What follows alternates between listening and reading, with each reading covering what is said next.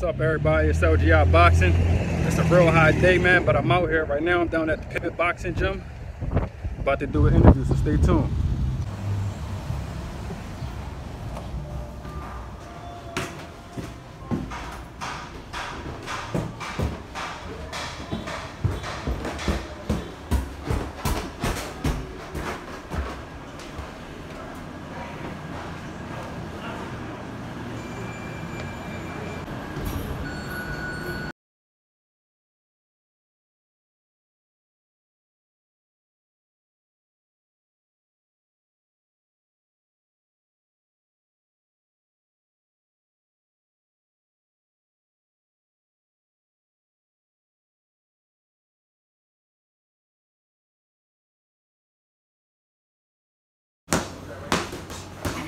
All right, let's start off. What's your name and where you from? Quamir, dabner, from Uptown, Philly. That's where you still reside? No, currently I reside out in Catasauqua, Pennsylvania.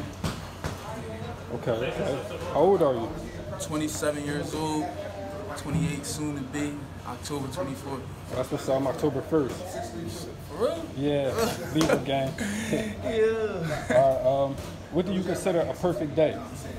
A perfect day to me, honestly, is waking up in the morning, not eating too much, but, you know, getting your day started, staying motivated, trying to get, like, you know, different things done that you plan throughout the day, and, like, working out, you know, staying focused at the task at hand, whatever you decided to be. Okay. Who do you look up to the most, and what are the qualities you like about that person? It's a lot of people, but I'm gonna say the most I look up to, the person I look up to the most is my mom, and that's cause like she basically always like was a hustler. Like she always strived for the best. She always wanted the best for us, no matter if it was just like out of love or like even material things. Like she always did what she had to do for me and my sister, no matter what. Like she ain't let nothing stop her. Not even a broken leg or a messed up heart can stop her. Okay. Shout out to mom. Yeah. Shout out to mom. When have you felt the most challenged in your life? I felt the most challenged in my life. It's real personal. It was basically when my baby mom, like, she had left me and everything, like, and like my daughter was just born not that long ago, like within the same year. And I was left with like a lot of, you know, like bills and everything like that, and just like stuff that I had to, you know, basically muscle up and get over. So yeah, that was like the hardest part for my life, cause I felt like I was gonna lose my home. I felt like everything, like my whole life was gonna go downhill from there. And I felt like I wasn't gonna have a roof to raise my daughter over. You know what I'm saying? So yeah, that was definitely the hardest part of my life. Yeah. Glad you got past that, bro. Yeah. Glad you got past that. Testing me mentally. All right, so you said you out Catasauqua now, right? Mm-hmm. How long you been out there? I've been out Catasauqua. Well, I've been out in the Lehigh Valley for like at least like close to like 4 or 5 years. Dang. But it was at one point, like 2017, I came back to Philly and lived here for like a year and everything, just to like see it out, try it out, see if I wanted to come back home and have a positive outlook on it. But you know, things got crazy as well, you know what I'm saying? So I just decided to take the move back up to the Lehigh Valley, where I knew things would be less, you know, conflicting, and I could have a constant job and a way to make money. Yeah. Understood. What about the gyms up there? Why you come all the way to the city? I know there's some gyms out in Allentown, Bethlehem. Yeah, the gyms out there, man, like, and I like to keep it like 100 as good as possible, you know. The only person that I really could connect with out there, and I constantly talk to him now, and we do train a little bit now when I'm out there, was Anibo Adorno from the Adorno Boxing Studio. His son is Joseph and Jeremy Adorno. A lot of the gyms out there, they really don't like care about, you know, the sport of it. They just care about, you know, getting that monthly bill, you know, that you gotta pay and everything like that. And it's just real. It's not like how it is back at home in the Philly gym. You know, you walk in and you feel the competition. You feel that you gotta be better, like from the rip as soon as you walk in. You know, so that's the thing that I always missed about being back home, and that's why I'd rather take the ride to come back home. You know, and train. What's that, like an hour and a half every day? Yeah, hour and a half. To be exact, like 58 miles. You know what I'm saying? So that's 100 miles back and forth every day. You know what I'm saying? Or the days I can make it down. So why you choose pivot boxing? Pivot boxing, it really it struck my, like, what it was is, like, obviously, look, it's a beautiful gym and everything like that, but what really, like, struck me to actually want to come here was the attitude of the owner, Lando. Lando, he's very serious about the sport. He's very serious about his money, and he's very serious about, you know, getting you somewhere in the sport and making sure you get there safely without, you know, losing your brain cells or anything like that. So he's on the smarter side of the boxing and everything. And it's just like the competitive area, you know. We got a lot of good fighters in here. One of them, Atif, is actually one of my favorite fighters. Yeah, it's a lot of competition in here. It's a lot of just, you know, feeling of just wanting to be better. Yeah, motivation. So what do you love most about boxing? The most thing, it's a lot. This is good questions. I love the most is the just the mental side of it. You know, the fact that, you know, we got to get in there and for how many ever rounds, you know, like go at each other like relentlessly, and then after that, you know, we come together, we shake hands, and we show love to each other, because at the same time, like, we doing this for y'all. Yeah, we doing it for us or whatever, but, you know, people come out to see the fights and y'all enjoy it. We not really enjoying that. Yeah. So you said you're an amateur fighter, right? Yes. And this fight coming up, what, July 31st is your last amateur fight? Yeah, I'm trying to make my last amateur fight. I'm trying to go on pro November. I have my pro debut in November at least. Amateurs, the reason why I say that is because, like, the amateurs is very, like, political as far as, like, how they want you to box. And I already have kind of a pro style, and I've been told that I have a pro style.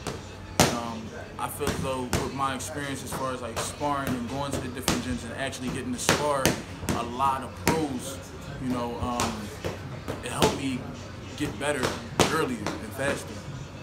Okay. What's training camp like for you? Training camp.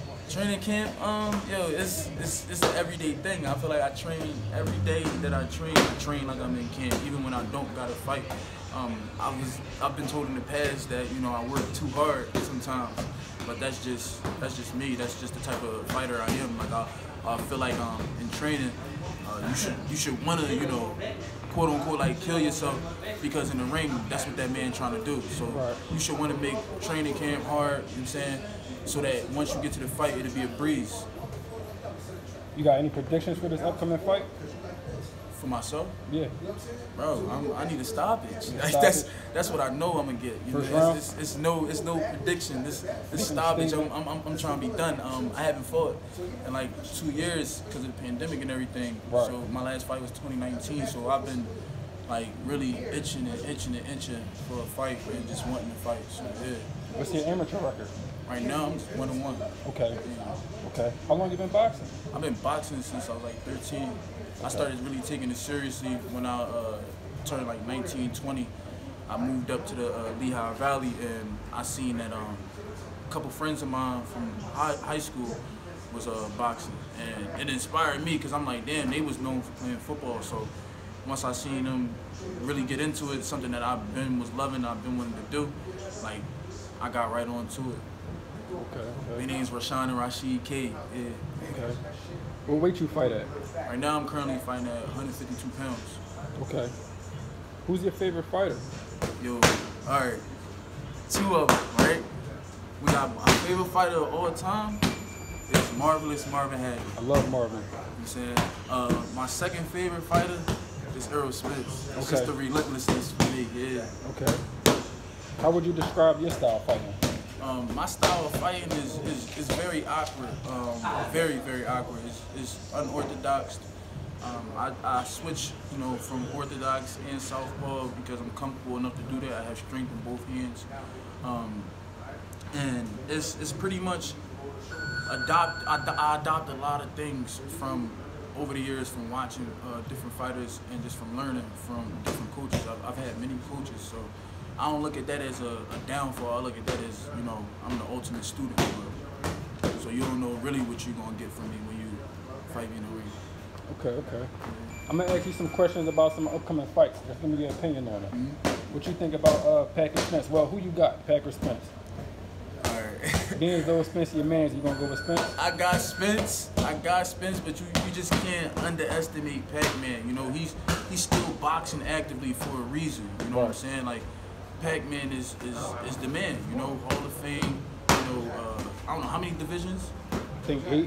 You know what I'm saying? 8 division champion. Like, he really do this for real. So you can't really underestimate him because he is a force to be reckoned with. He still got his craft. He may not be as fast, but he's still fast. He's still very active as far as punch output. So that's as far as having to deal with that. I feel like Spence will be able to deal with it, but it's gonna be hard. It's gonna be hard. Wilder Fury 3. Y'all already know who I'm going with. Is it? You already know who I'm going with on this side. I'm definitely going with my man Wilder. Like, I'm saying, like, I feel as though he won the first fight. You know what I'm saying? Right. The second fight, we ain't gonna get into too much of that because we all know what happened. You know what I'm saying? But I feel as though he won the first fight, and I feel as though this third fight is definitely gonna go down with him in victory for sure. Like, all this talk and all this, you know, the arbitration and winning the case and all that, I feel like this is a sign that, you know, he's definitely gonna win. He coming back for his. Like he said, he won it back in blood. So for sure, I salute to him for that. What about Lopez Cambosos? All right. I like Lopez, but I like Cambosa as like he's like an explosive fighter. You know what I'm saying? He's very explosive. Like, I actually want to see him fight just because, you know what I'm saying? But I got Lopez on that. He's just too strong, too big, too fast, like too highly motivated. Like, I got him for holding his titles down for a very long time. Okay. Last question. How do you feel about Tank Davis now becoming the champion at 140 when Josh Taylor is undisputed, meaning, you know, he holds all the belts, and now they're giving Tank a title at that weight? How do you feel about that? All right, man. And this is what kind of makes me mad about boxing now. Like, I'm just answer that in the whole. Like, I feel as though, like, it should be 3 champions, you know what I'm saying, per weight class, like how it used to be. You know what I'm saying? Like, back in the day. I feel like now it's just like it's a bunch of paper champions. You know what I'm saying? Like, you calling people champions and they ain't even really fight nobody of a champion status. Right. You know what I'm saying? Like, did Javante earn it? Yeah, he earned it because, you know what I'm saying, he fought his way to get that belt, you know, so I can't take that from him, and I'm not gonna sit here and say, oh, he ain't fight nobody, because one day I'm gonna have my chance to fight my tomato cans, you know what I'm saying, to make it to where I want to make it. So we all do. Yeah, we all do, you know what I'm saying? It's a part of the game. It's like, that's how you move up for real. So with that being said, I can't take nothing from him. Like, as a fighter myself, I'm not gonna take nothing from him. Like, you know, it is what it is. I don't blame him either. It's just the sanctioning bodies and all that. Exactly. Messing the game up. And as much as you say, oh yeah, I want to fight the top guys, you gotta worry about who managing you. Saying, who do they want you to fight? You know, saying, who do your promoters want you to fight? Like, who? That's how it really goes, man. So yeah. And as a fighter, you're really supposed to just do nothing but fight. Like, you really have no say so for real. Like, I feel as though if you're a fighter, you fight. You let everybody else take care of everything else for you. Okay. We're gonna wrap it up now, bro. I appreciate your time. Tell the camera one more time. What's your name? Quamir dabner. You know what I'm saying? I go by Dangerous. Okay, holla at him. Tell us your Instagram name. My Instagram is dabner, dabner, DAPPER, DABNER. And if y'all want to check out this fight, come to Pivot Boxing July 31st. Show start at 1 p.m.